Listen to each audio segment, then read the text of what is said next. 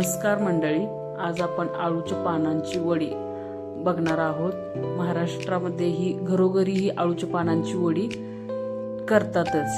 तर सर्वप्रथम मी आळूची पाने स्वच्छ धुवून घेतली आहेत, त्याच्या शिरा काढून घेतलेल्या आहेत आणि लाटण्याने ती अशी सरळ लाटून घेतलेली आहे। नंतर या वडीसाठी आपण वाटण करून घेणार आहोत। एका मिक्सरच्या भांड्यामध्ये लसूण, अद्रक, हिरवी मिरची, कोथिंबीर आणि जिरे टाकून वाटून घेऊया।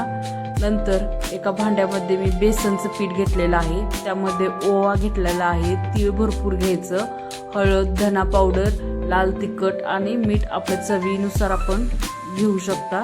त्यानंतर इथे वाटण तयार केलेलं घेतलेलं आहे मी, यामध्ये हिरवी मिरचीचं आणि लसणाचं, त्यानंतर कोथिंबीर टाकून ते सर्व मिक्स करून घेतलेलं आहे। आणि नंतर मी इथे चिंचेचा कोळ या पिठामध्ये घातलेला आहे आणि थोडं थोडं पाणी टाकून आपण पीठ हे सरसरीत भिजवून घेऊया। जास्त पातळी भिजवायचं नाही आणि जास्त घट्टही भिजवायचं नाही। चला तर आता आपण आळूच्या पानांना हे पीठ लावून घेऊया। एक मोठं पान मी इथं आता घेतलेलं आहे आणि त्याला थोडं थोडं असं पीठ लावून घेते।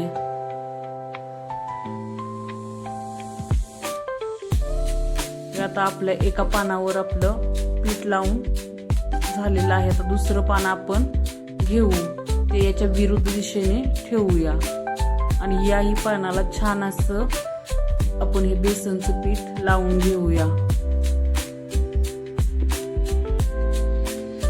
हे बघा, आता आपण त्याला पीठ लावून घेतलेलं आहे।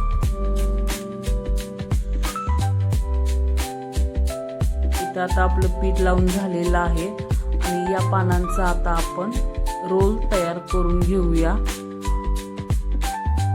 तुम्हाला जसा सोपा वाटेल त्या साईडने तुम्ही करून घेऊ शकता।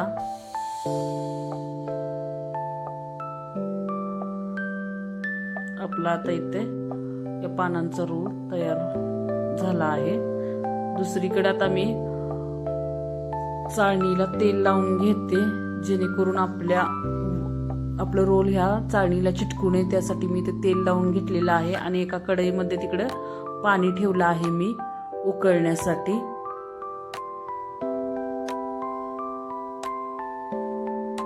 आता ह्या छान अशा आपण वड्या 15 मिनिटं छान अशा उकडून घेऊ।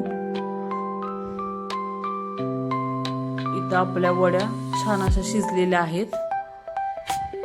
आता याचं काप आपल्याला जसं आकार आवडतो तसा कट करून घेऊया आणि एका पॅन मध्ये मी थोडं तेल घेतलेलं आहे आणि तेलामध्ये एक एक वडी टाकून ही छान अशी तळून घेऊया। कोणी याला फ्राय पण करतं, तळून पण घेतं, जसं तुम्हाला आवडतं तसं तुम्ही करू शकता।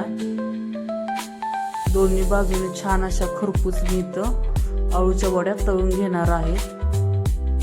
खायला खूप छान लागते तशा तळून घेतलेल्या कुरकुरीत आळूवडी, मस्त लागते।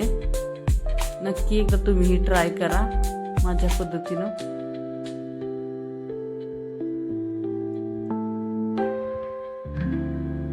किती छान आपल्या वड्यांना कलर आलेला आहे, तुम्ही बघू शकता।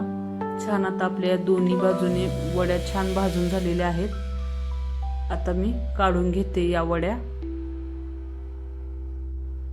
नक्की तुम्ही पण या पद्धतीने आळूच्या वड्या करू शकता। थँक्यू, धन्यवाद।